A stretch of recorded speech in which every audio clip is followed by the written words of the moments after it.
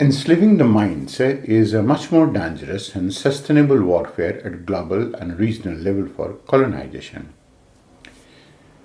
This is how the world had been running, and this is how the world has been ruled as well. If you consider that there has been no ethics, there is no morality that existed in the world for anyone to be ruling and anyone to be ruled. Now imagine, can you imagine a situation where the people who are cheated, who are robbed, who are looted, manipulated, humiliated, beaten and destroyed, the same people worship their robbers, their cheaters, their haters, they eulogize them, they imitate them and they elevate them as well? This is how the Indians had behaved with respect to the Muslim invaders in the country, and this is how they have behaved with the British colonizers as well. They are the people who hated Indians, who cheated Indians, who robbed Indians, who looted Indians, who manipulated Indians, humiliated them as well and still humiliate them. They have intense amount of a hatred towards the Indians. They keep on looking for opportunity to beat them and destroy it in any manner possible. CAA protest, can you imagine it? And the same people, that is the people who are being cheated, they are the one who go on to defend them. They are the one who to worship them. They are the one who eulogize them as well. This has been with the British as well, the British colonizers as well. The British robbed India of no less than $84 trillion. Can you imagine? That is the valuation of the amount of money that was robbed by the British. $84 trillion. And if you can go on to translate it in rupees, you will go on to get something. They were the one who cheated Indians at every instance. They looted in every possible manner. They manipulated Indians and then over and above, they humiliated them as well by saying them that they are doggies. They beat them and they were the one who went on to lathi charge Indians and also they went on to open fire. Can you forget Jallianwala Bagh? The same are the people, the same British. They don't go on to hate them, they worship. They worship the same people who have robbed them, who have cheated them. You go to London and you can go on to find everything that has been robbed in India is found itself in London. Now these are the people who are eulogized, who are the one who are elevated, and the best part is that they are imitated as well. That is, most of the Indians still want to imitate the British as of their language. I am also doing the same. Of their language, of their dressing, of the way that they go on to live, of the way that they have been treating the other people as well. And this has been the case. Can you imagine another situation where you start making mockery of your own looks, your own color, your own body, your own culture, your own language, and take a pride in making this mockery? The British influence had been similar.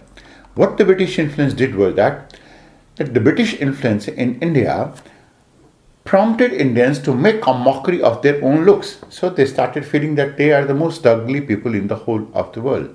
Their own color. They have considered themselves they are black people and that they have no beauty in themselves. Their own body as well. They don't go to consider that their body shape is proper and that anything that is Western, anything that is British is having the best body contours. Their own culture, that goes on to include the role of the temples. They mock at why is it that there are so many of these temples. They mock at why people go on to wear traditional Indian clothes. They mock at how is it that the people can go on to eat with hands. They mock also at the same people. They go on to also mock at their own language. They speak Hindi as if they are speaking English. And not only is it that they go on to mock all of it, not only they go on to mock their tradition, and which has a basic foundation, they also go on to take a pride in mocking this part. This is what has been the case. Now, okay, imagine that Indians go on to take a pride in the fact that they can go on to speak a language that is foreign, that doesn't go on to be gelling up with their cultural ethos. And also, they take a pride in the fact that they are able to speak a language which they can't even use for the purpose of imagination to converse with their children. And they speak all the wrong grammar, all wrong English. They speak in every wrong manner, and still they take a pride only to show it to their masters, Britishers, that, well, see, we are like you. You can imagine that Miss World and Miss Universe contests that had been held in India, that was ostensibly with an aim to denigrate Indians and to say that, see, Indian girls don't going to look good at all. Indian girls used to be having a happy fleshy figures prior to that, and they always looked good. The 1994 contest of Miss World and Miss Universe changed the perception of these girls, and since then the girls have started thinking that they have to be better off being in a skinny physique so that they can go on to suit their body or make their body suited to a Western type of a clothing. In most of these Western clothing, most of these Indian girls look like buffoons. You can see that as well. You can go on to see a complete contrast in the way the girls used to look like, how decent it was, how elegant it was, and now with the type of a dress that most of them go to wear, and we are not talking about their right to express themselves through dress.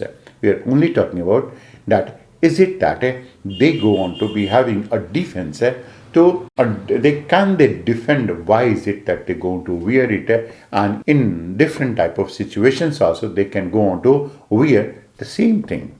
You can never imagine that all of the problems of globe that existed today are made out to be because people have been seeded in their minds about numerous doubts, brought to a state of indecision and contradiction. That means they have been seeded. Someone went on to sow the seeds of indecision and self-contradiction and numerous doubts so that they have gone to become suspicious. The problems do not actually exist. A lot of problems do not exist, but have been created, maintained, and projected in that manner. You can take numerous examples on that count. Take the front of water resource management. India used to manage its water resources by decentralizing water resource utilization and decentralizing its management. So, for example, when the rivers used to flood, the water used to spill through numerous canals taken out from the river. Now, these canals used to go far and wide in almost all of these villages, and there were two functions. First, they never allowed the river to get flooded, and second function was they allowed water to reach to far off remote villages, even though there used to be a climatic accident, the amount of rainfall was low, still they went on to serve as a very good buffer. Take another example. Take the case of agriculture. How is it that Indians used to be doing agriculture? Indians used to be practicing agriculture in most of the North Indian plains. It was in the Kharif, in the Rabi, and in the Zaid, three different crops. So it was rice, it was wheat, and then it was leguminous crop. Leguminous crop used to fix nitrogen in these soils. It was this nitrogen that was available to the soil for the whole of the year. So now that improved the cropping pattern, that diversified the cropping pattern, that improved the utilization of the land, that also allowed land to be kept fallow so as the land can go on to regain its health. It also allowed the people to think in a pensive manner, and that they can go on to take a rest from a real breaking job in the three seasons of Kharif, Rabi, and the Zaid. Indians demolished it because there were some seeds of doubt sown in that See, you don't know how to do agriculture. We are the one who do agriculture with the best of the technology, and we centralize the water resource management in the country. Now, this has been a devastation in Indian case. And now the whole of this country now understands and recognizes that they were better off following this decentralized model of water resource utilization, agriculture as well as the various diversity of the crop pattern that existed in the country, which they allowed to exist and increased it as well. Take a look at the family and the cultural values in the models. That is, when there were people who were in a joint family, that was following the economies of scale and economies of agglomeration. I'm using two words that have been used by the British. I'm using two of these words that have been used by the Western countries: economies of agglomeration and economies of scale. Why it was scale? Because when 5, 6, 10 families were living under one roof, the overall cost of maintenance of the family decreased. And why is it that we are talking about economies of agglomeration? So many of these people, so many of these bread earners, they used to be living in a place, in a region, then the family used to have tremendous amount of an aura, all in all itself. And with so much amount of an aura, it was not possible for anyone to see that family in any lighter vein also. Now this model went on to get broken, and what has happened is, that is the sons, the daughters, all of those people, the father, mother, in-laws, everyone is fragmented. So there is a greater number of TV sets that are going to be used, greater number of cars, greater number of houses. All in all, the expenditure has gone on to increase. Not exactly that there has been something else. Now you can always go on to think that most of these children who used to take birth in such type of families, larger families, they used to learn tremendously, in the sense that they used to observe all the people. Children go on to learn most by observing their elders. They used to observe it, and there was always some elder people who were going to be taking care of these small toddlers. And then their observation sense, their intuitive learning, their language, and also the diversified learning that they were exposed to, that allowed these people, these toddlers, to become a better human being, to become a better learner, and also to have a greater amount of an intelligence as well. Take the case of industrial model. India used to be one of those countries that used to follow gig economy. Now this is a word that has been used by the Western world, which we are going to be using it in 2020 more and more. And more is what is the word that we are going to be using 2020, 2021, 22, 23, 24, and so on. Our industrial model, we were very industrialized. Of course, not in the Western sense. Western sense was industrialization. Their concept of industrialization was establishment of a factory, establishment of an assembling line technique. Indians was not that. Indian model of industrialization was, as you will go on to see it in this expression, industrialization was a process of value addition to resources, to the available skill, to the attitude, to the management techniques, to all of these type of economies, so as to gain greater economies of scale, so as to have a larger scale of production, and so as to have a better quality of production and diffuse it as well.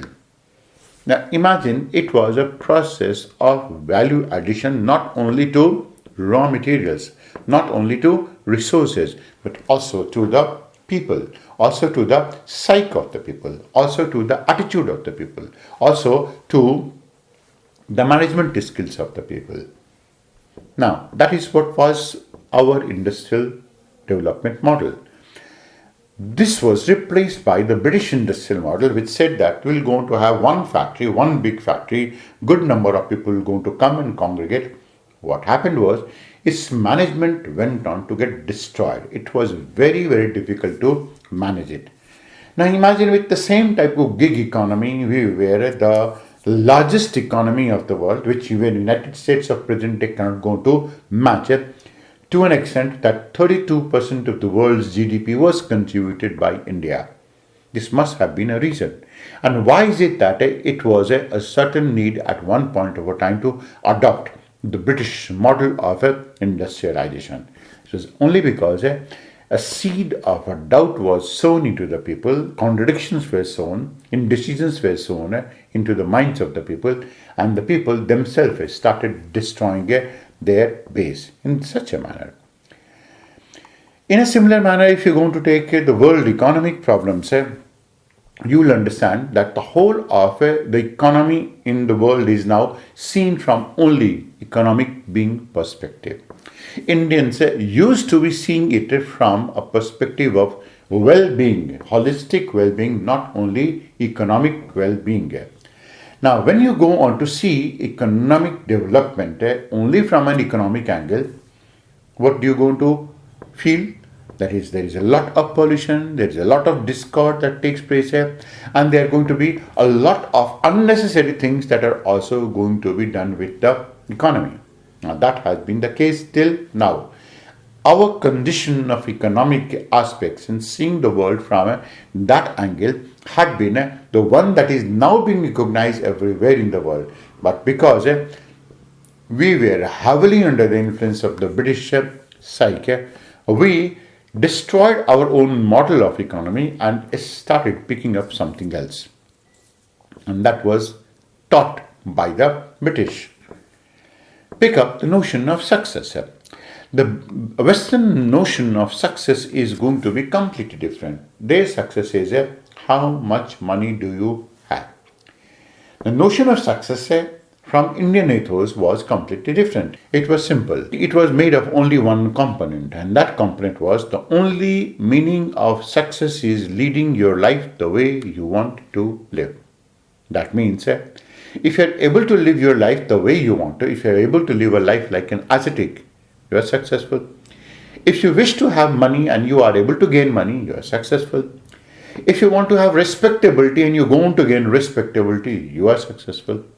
If you want to become popular and you try and strive to become popular and you become popular, that is being successful.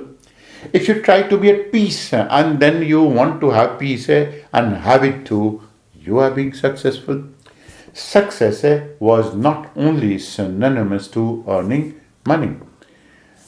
The Western countries, of course, led by the British, they said that the meaning of success is how much amount of a bank account you have.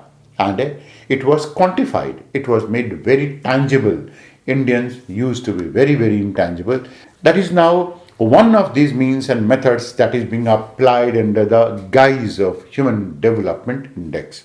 So they changed the wordings. They changed the entire of the terminology. But ultimately, what remains same is the concept. So you are insulted day in and day out, either through your name, because your name is not going to be used. You can go on to imagine. That is, Digboi has been one of those places which has been named in a very insulting manner. It was a place where the Britishers asked the boys to dig the ground so that they can go on to obtain petrol. So they started shouting, dig, boy, dig, dig, boy, dig. And we have still carried on this name and we still go on to take pride in this name. So that is an insult. Pick up the name of Bollywood. It is Mumbai's film industry, and in order to mock that, Indians have imitated the British, and that is through Hollywood, it has been called as Bollywood. So when you go on to be using the word Bollywood, you go on to mock yourself rather than mocking at someone else. You're going to insult yourself, and that too in a very happy manner. So you are insulted day in and day out, either through your name or through the interpretation of your past or your iconographies. Now, Indians had been sometimes billed as only snake charmers. That is, they said that whole of India is synonymous to snake charming. Can you imagine this type of an insult? Indians have been known for so much amount of knowledge, and it's not something new. Why is it that the world recognizes now that yoga is good for health, Ayurveda is good for health, and that Hinduism as a way of life is going to be very good for life? So this is the way that the people had been. So that is going to be through iconography, and iconographies have been changed, completely changed. And some of these places, iconographies have been changed to such an extent you can't imagine. Now imagine there is Qutub Minar. Qutub Minar came only some time back, 500 years back maximum. Now in the premises of it, there is Mehraulli's iron pillar. Now most of the people have been made to understand that it is within the Qutub Minar complex that Mehrauli iron pillar is, which is something like some 3,000 years old. Can you imagine this insult? You again going to pick up another case, that is in Lodhi garden. In the midst of Lodhi garden, there is Ashok garden and some of these Ashok pillars. Now that is within Lodhi garden. Lodhi is ruled Delhi only for 30 years. Are they ever any match to Ashok? The answer is no. But that is the way that the iconography has been insulted. The people have also been insulted. The way of thinking has also been insulted. That is, some of those things, like some time back when Indians used to do Namaste, then it was considered to be that is very backward. It's only now, thanks to this corona age in which we are living, that the whole of the world has started embracing that. The whole of the world has started embracing a lot of mantra that the Indians used to recite. And mind it, it has not developed. It was already there. It was always existing. So you are insulted day in and out in this case. Your self-esteem is tossed here and there, and the only thing you're going to lose is your identity, your self-esteem, and still go on to feel happy. When your self-esteem is hurt, you feel happy. You see that is, well, I have to behave in certain manner, the yardsticks of which have been set by the Britishers. Now, taking a clue at all of these aspects, you'll find that this actually represents a type of a warfare. It is a type of a warfare where you are attacked without realizing that you have been attacked, notwithstanding any country's defense preparedness. That means maybe we are very prepared. Maybe all of these countries are very well prepared with respect to defense, but then you are attacked, and you are constantly attacked in this manner. The present day wars, therefore, that is all of these countries which are going to be attacked in such a manner, their cultural ethos, their identity, these are attacked. They are always waging a war. So the present day wars are not going to be in the battlefield or along the borders. The present day wars are not the one that will go on to make you lose your life. The present day wars are invisible wars. These are the wars that are fought without weapons, and they leave so much amount of scar on the minds of the people that the people go on to become slaves almost forever. These are the people who are going to change their thinking, bring themselves in conflict with themselves, rob themselves. You don't require to rob them. They themselves going to get themselves robbed, and they are the one who go on to become subservient slaves. All this is a bigger game, and in this game, anyone who goes on to win this game is also going to be bigger. The gains are always bigger too. Thus, besides armed conflict, there are various types of other conflicts as well. Besides armed warfare, there are other wars like trade wars, ecological wars, knowledge wars, authenticity wars, identity wars, civilization wars, and we are caught in all of them. One or the other country is going to be launching a war at you. You're going to talk about ecological wars, then this corona, the impact of corona in India had been an ecological war. It is also to an extent a knowledge war, because we have a less amount of knowledge on how to find an antidote which the Chinese have already fought. And the ultimate aim behind it is going to be a trade war, by way of which Chinese have started their manufacturing already, full bloom, 98, 100% manufacturing they have already started. And most of these countries are really fighting, completely locked. The whole of the world is completely locked. And it is in a lockdown position. There are authenticity wars. The moment you're going to change perception about anything, you start doubting that authenticity. Identity war as well. For example, if you go on to ask Indians, most of these youth people, some of you are going to be belonging to that age category as well. Who are you? What is the identity of an Indian? You will not go on to get an answer. Largely because they hardly happen to know anything about their country. That is an identity war. They are civilizational wars, and we are going to be caught in all of them. The new warfare, therefore, is going to be very, very, very different. This warfare is all about living under constant fear. This warfare is about constantly feeling a sense of insecurity. That means you're always made to feel insecure. This warfare is always about making you angry all the time. It's about keeping you under constant boil. This warfare is about making you constantly struggle with your identity. You don't know what is your identity. I ask you a question right now. You yourself try to answer this question. Who are you? You're going to find it difficult to answer this. This warfare is about making you unsure of your existence as well. And this warfare is about making you feel dispossessed of your territory that you own. And you're not able to connect with the people that are your own as well. You're going to find the same thing. That is, for 70 years, Kashmir was not exactly a part of India. No one felt about it. They thought that better be something, better people go on to be exercising something else.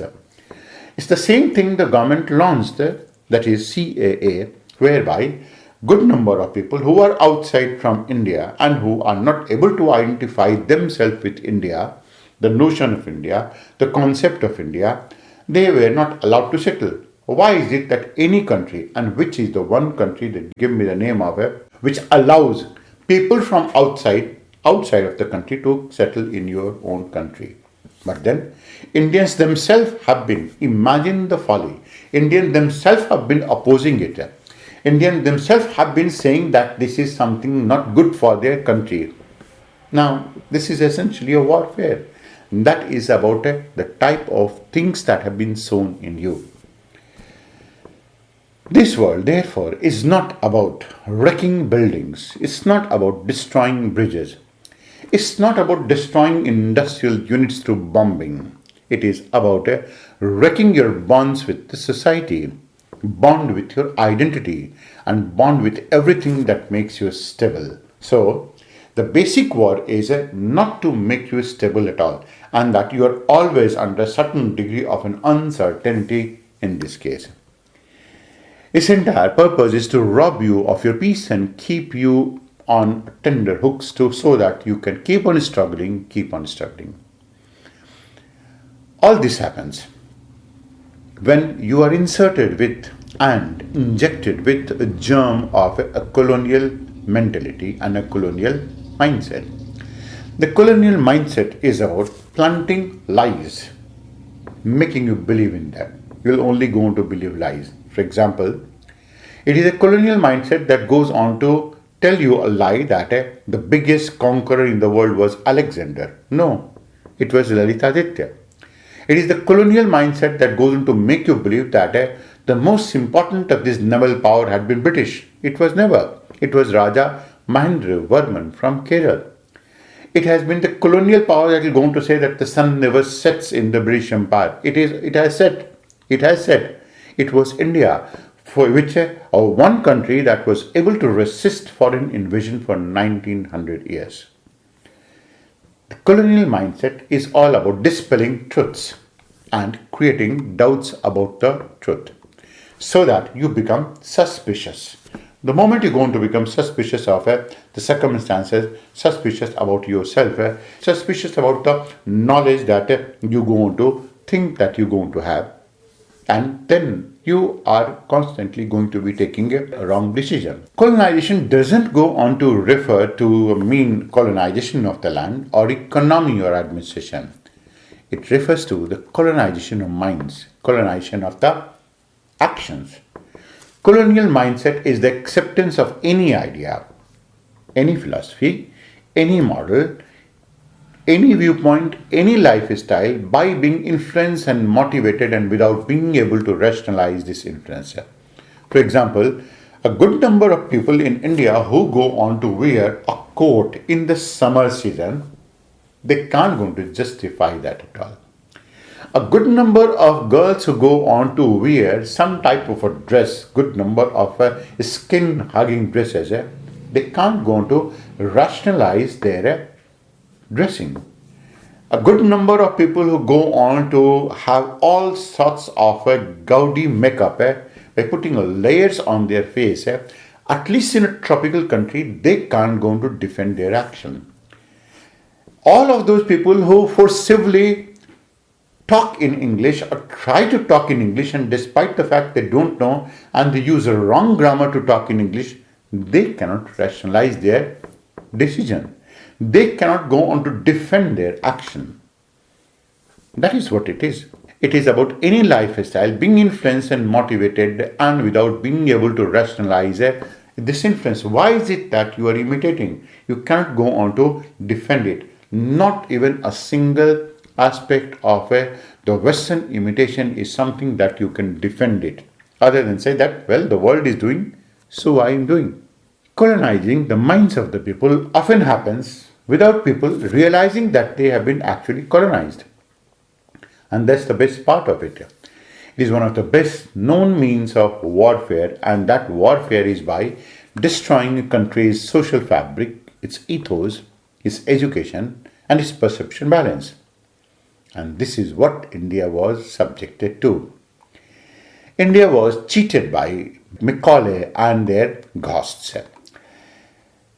Colonialism is one of these means of imposing this intellectual superiority either by manipulation, by lie, by deceit, or by making the people subservient, or to try branding them nefariously to dominate the viewpoints, to dominate personalities and their sphere of influence. So, that is, I will go to impose my superiority, or whatever I am going to impose. I am going to impose only, and you will going to accept it only when you are inferior.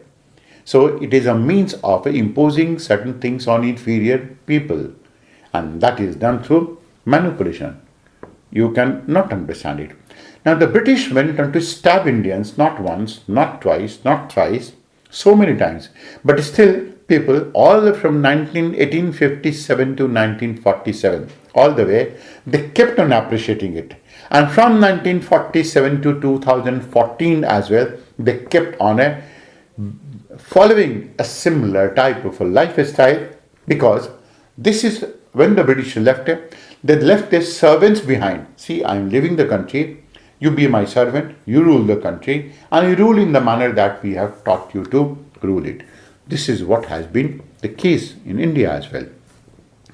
All of those governments that came and some of these dynasties that came, they have been kowtowing to the British for that purpose. And they have been planted by the British, and it is now completely known. That is, I will go on to leave the country, you go on to manage the country as per what we go on to say. So that has been by deceit and making the people subservient as well in this case, and also to dominate the personality and their spheres of influence. Now this war, which we go on to say that is, it's a psychological war, it's a mind war. It can start by upsetting your perception balance, interfering with the truthfulness of information.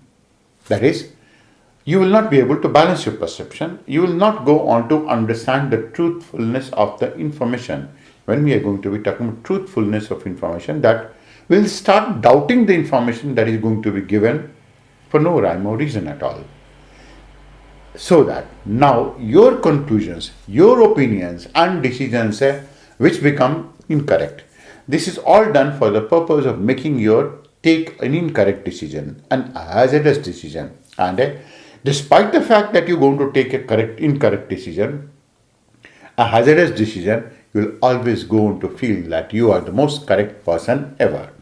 This is again what happened with India in these last 70 years, 1947 to 2014, when they hardly knew that they are being not correct.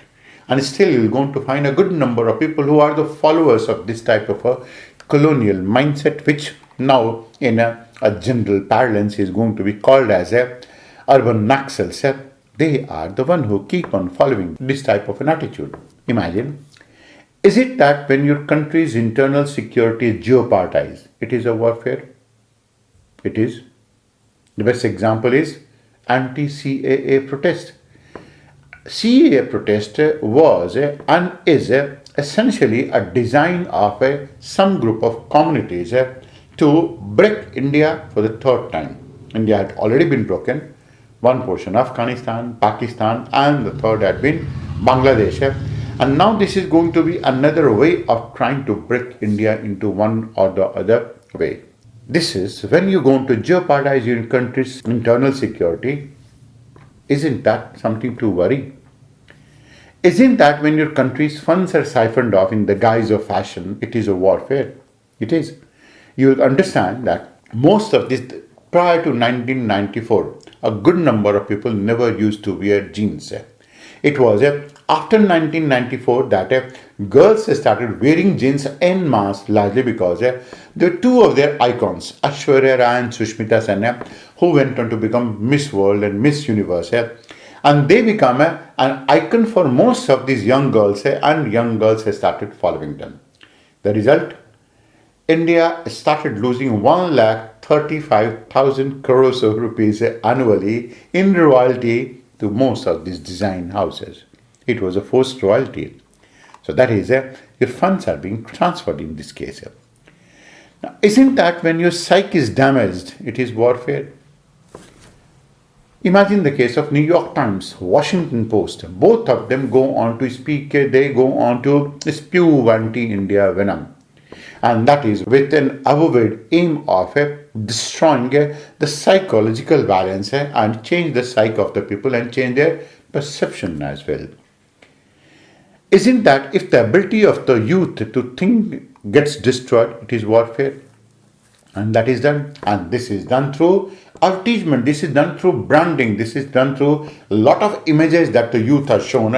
And they do go on to think that they have to become like that. That is, most of these cultural aspects have been glamorized, whereby youth will always go on to get engaged in it. And they will go on to spend most of their precious times not in getting a new skill, but becoming a servant. So they are the one who are best servants, who go on to be doing a job. They are not fit enough and they have not been fit enough for entrepreneurship. They have not been fit enough for service. They have not been fit enough to manage a district independently. Of course, the civil service is the best legacy that the British would have left in the country. So, what happened is that the ability of the youth in the country has been completely destroyed. And they think exactly in the same manner that they are made to think. Now, isn't that if your country's ecology is destroyed in an irreversible manner, it is a warfare? And that is so. You can imagine any action, including the use of the chemical fertilizers, the use of these pesticides. What the Western countries gave to India was initially DDT. And this has the Indians started using in a very high amount. Now, it was non-degradable, non-biodegradable, and that has destroyed the country's ecology in an irreversible manner. Isn't that when you give a space and forgiveness to the sinister design of your enemy and keep treating it like a friend, then it is also warfare? It is. And this is how India has funded its own separation by allowing madrasas to exist in the country. Now, you will not go on to find that is a good number of such type of institutions that go on to breed nationalists have been absent. there has been a decline to an extent of 500% in most of such type of schools which used to be breeding nationalist. And in contrast, there has been almost a 2000% increase in allotment of funding to the madrasas, and they are the breeding ground of separatism in the country. And that is a warfare. And that is again by seeding and planting certain type of nefarious design in your mind. The result of all this war is a double-minded, inconclusive population having limited ability to resolve, a meek, humiliated, timid, indecisive population that acts like slave and that can be converted into their own enemy. That can be converted into a market. And that can be converted into a force against themselves. You do not require any outside power in this case at all.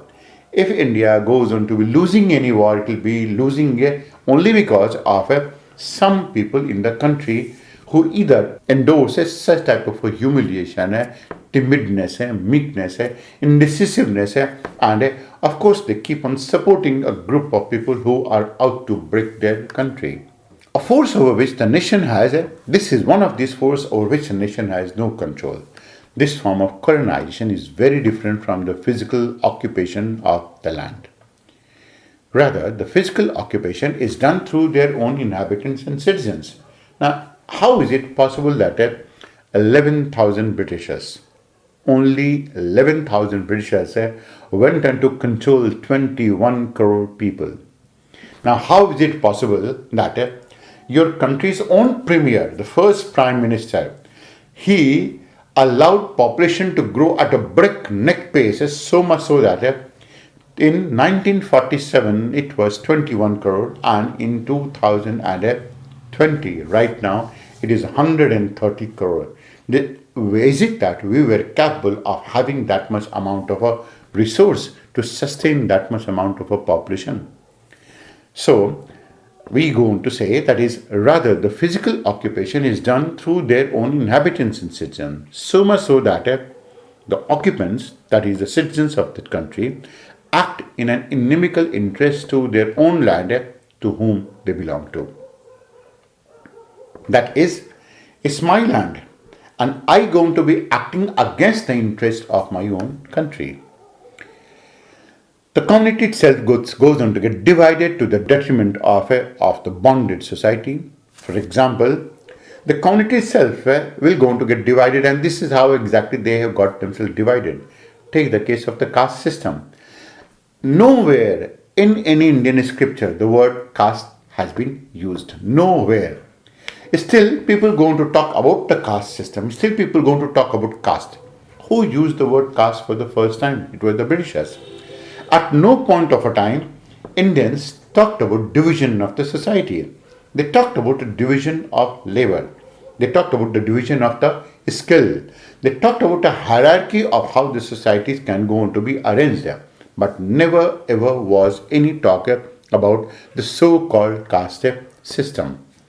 The community itself has got itself divided to the detriment and bonding of the society. The other has been the communities live and abandon their age-old systems. For example, in Bihar, as a part of a cropping pattern, there was one crop that was grown in the Zaid season that was called as Kesari. Now, Kesari had an enormous capacity to fix nitrogen in the soil. So much so, and to such an extent that there was absolutely no need for use of any type of a nitrogen fertilizer at all. So there was no need at any point of a time. Now, what certain people, of course, it was, in this case, the Western colonizing powers did was, they started dwelling upon the governments to convince them, and of course, there was no way that anyone could go on to get convinced that they must go on to remove the crop because this crop goes on to cause latrism. And they were able to convince it, and the moment Bihar government, Uttar Pradesh government went on to remove Kesari, India had to pay more than 1 lakh crore of rupees every year, and it has been paying, to refurbish its soil and to replenish its soil of its nitrogen content. Now imagine we are going to be talking about refurbishing and replenishing this soil with the nitrogen content. And this was something that was natural. Why is it that we abandoned our age-old practice? That was because of the fact that we always had doubted ourselves in this manner, that we were slaves. Our mind was in the hands of the people who wanted to rule us in this case. Pick up the second example. We adopted a dam-based water management system, a centralized water management system. What we used to be having in India was a decentralized water management system. So, at some place it was Johar, at another place it was Ting, another place it was Pine, another place it was Ahar. All they were ingenious local wisdom methods in a decentralized manner to manage water resources. We abandoned them, we shunned them, and then we went on to adopt a water management system that was very, very, very centralized. Pick up the third case. That is the use of the chemical fertilizers. Never ever that we use chemical fertilizer. We always used to go for a bioagriculture. Now imagine the moment we had been specializing in bioagriculture and without the use of the chemical fertilizers and with the natural forms. Then that was ridiculed by the whole of the West. You people, you don't know how to do agriculture. You are such a fool. You are such a buffoon that you don't know how to do agriculture. And we said, is it so? And they said, yes, it is so. And then they said, see, we going to use chemical fertilizers. And the moment you started using chemical fertilizers, then thereafter, they said that, see, we are using no chemicals at all. We are going for biofertilizers and our agriculture is completely organic. You are fools. You are forming and following an inorganic agriculture. So your food is not going to be good for you. And can you imagine the price that India has paid for that? India had to pay a price to such an extent that they are now becoming more and more cancerous. That means more and more people are getting affected by cancer in this case. Then pick up another example. Indians went into abundant lateral thinking. And because they went into abundant lateral thinking, there may have been some diseases which was so easy to treat. We used to be treating the disease, never ever that we used to treat symptoms. We imitated and we imbibed and we started following the Western pharmaceutical companies and we started treating the symptoms thereafter. The communities started copying and started imitating the economy to look modern in guise of being modern and developing and progressing. So they followed everything that was Western. That is a Western style of a formal clothing, a Western style of thinking and what not. The communities do degrade themselves culturally by abandoning their proven age-old custom, like the entire state of disconversion has been demeaned. The entire state of disconversion has been to demean, demoralize, make people insecure, rule them, rob them, and destroy them. This is how the communities have been able to degrade themselves. And this is where you're going to find it reflected in so many places. For example, you will go on to understand that the notion of English names in various types of schools, colleges, even buildings and apartments as well. For example, if there is a very high class apartment, a complex and a gated community that is named as a Krishna Niketan or Vasundhara Niketan, it will not going to fetch as much amount of a price as you're going to call it by the name of Sunset Boulevard. Imagine how it can be so. Now, Indian students, some of those who are convent educated, most of these, they are fooled throughout their education and they are made to remember some of these so-called nursery rhymes, that is ba, ba, black sheep. Now, where is sheep in tropical condition? And how is it that a sheep is going to be black? Imagine any child who has not even seen a sheep at any point of a time, how is it that they can go to imagine it? But this is all with a nefarious design of making them Britishers, making them a colonial slaves, so that in the future, if anything is going to be said, any type of instruction is going to be given to them, they will go on to follow that. India is a classic example of such a colonial impact. India's colonization actually began some thousands of years back and first by the enemies of humanity by ugly-looking Muslim invaders from Central Asia, who came here as marauders, who came here to kill people, who came here to destroy civilization, who came here to burn knowledge. So Nalanda was burnt by them. Temples were destroyed, and temples used to be the seat of learning for the people, who burnt hundreds of cities and inhabitants. And imagine, we are so colonial that the marauder who burnt Nalanda was Bakhtiyar Khilji. And there is a railway station is still named in India, that is Bakhtiyarpur. So that has been one of it. And then that was subsequently by the Britishers. And what the Britishers did was that they hopped on the psyche of the Indians. India is now at the center of a global warfare. India is still at the center of a global warfare, being targeted for its thoughts that were so enriching, so sustainable, so that they can be usurped and packaged and branded in a different Western manner. That is, most of the thoughts, most of those thinkings, most of these ideas, most of these concepts which India developed, that have been picked up by the West. They're branded in a different manner, they're named in a different manner. For example, you will going to find that most of these practical concepts that are going to be taught in management institutes in Western countries, they have been nothing but Gita taught in an English language. This is what has been the case. So they have been packaged and branded in a different manner. You will going to find that there is ecologically compatible plates, green plates, will be sold to you in Germany for almost 800 rupees. This is what we go on to call in India as pattal. Is it not that Indians can go on to eat it in pattal here? But the moment someone goes on to use it, brand it, change the psyche of the people, mindset of the people, and start marketing in India in such a manner that Indians will go on to start using them. And they will go on to shell their money as well for the same purpose.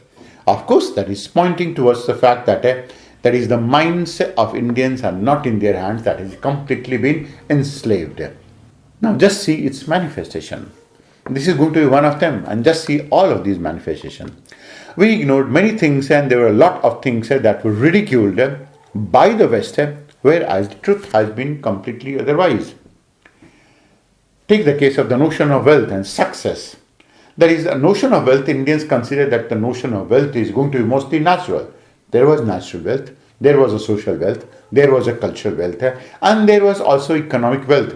This notion of wealth had been changed completely by the West, and Indians have still not been able to realize it. That's largely because of the subsequent colonization and the mindset that they developed in the last 70 years that never allowed them to think rationally, to think in a logical manner. And the process of logicking out certain things had also become absent. Pick up the case of climatic change. The whole of the world will keep on saying that there is a climatic change taking place, there is global warming taking place and whatnot. Now Indians will go on to put in, Indians used to be putting in a very simple manner. That is, the only constant in climate is change. Climate will change, come what may. That has been the case.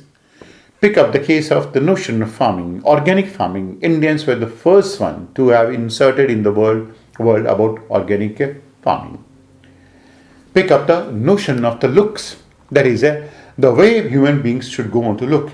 Indians at one point of a time, during one of these ages in ancient India, the girls used to wear jewelry, only jewelry. You will go to find empty picture of it, and the front portion was completely open.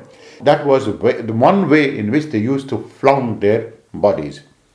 Now still, the Western countries have not reached to a point where the girls can go on to move in such a manner on the streets as the girls used to be moving on the streets of India, wearing immaculate dress and jewelry, and only jewelry. This is largely because they knew how to defend themselves, and the cultural level was so high that this was not looked down upon. The notion of environmental problems had been completely different. Indians always believed in preventing it. The Western cultures always believed in treating it. And you can go on to see in the after effect of the lockdown of Corona, you're going to find that a lot of birds, a lot of animal species, whose spaces we have occupied, they are coming back. And if you can go on to see around yourself, you will go on to observe and you will go on to find that it's a beautiful sight with a good number of birds, a variety of type of birds are coming back to the places which have been, the space of which has been taken away by the citizens of that place. Now, you'll go on to see that the branding and the rising of the resurgent Hindu tradition, and by calling it as a Hindu threat, as a terrorism.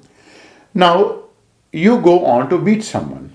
You come to a house. You come with a dagger, you come with a pistol, you come with armed with weapons, and then you're going to beat someone.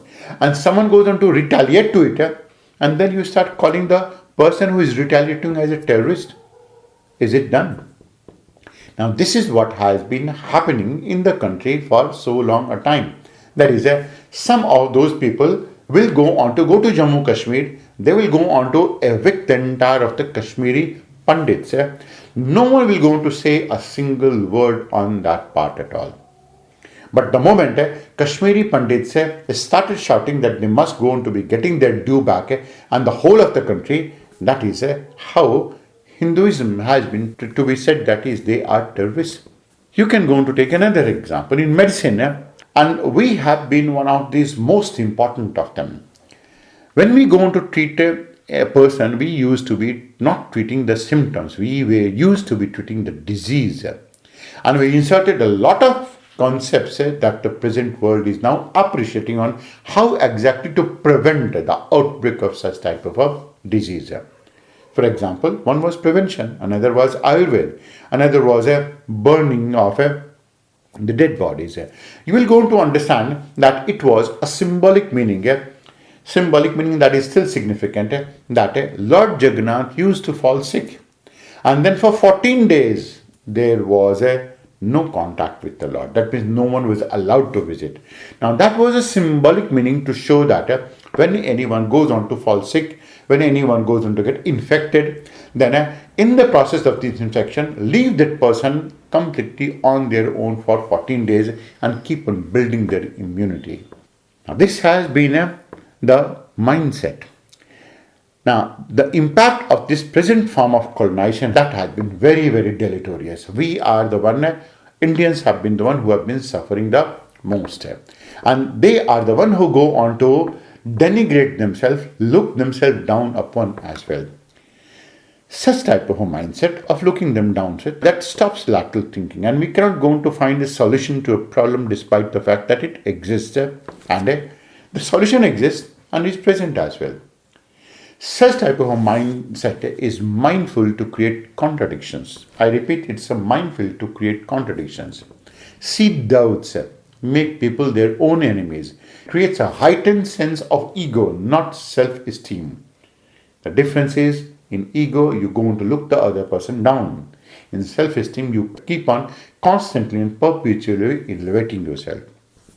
So it creates a heightened sense of an ego and perpetuate all the conflicts and perpetuate all the type of conflicts that can be created, that has not been created, and that cannot even be perceived. Isn't that India with its colonial mindset is a live example?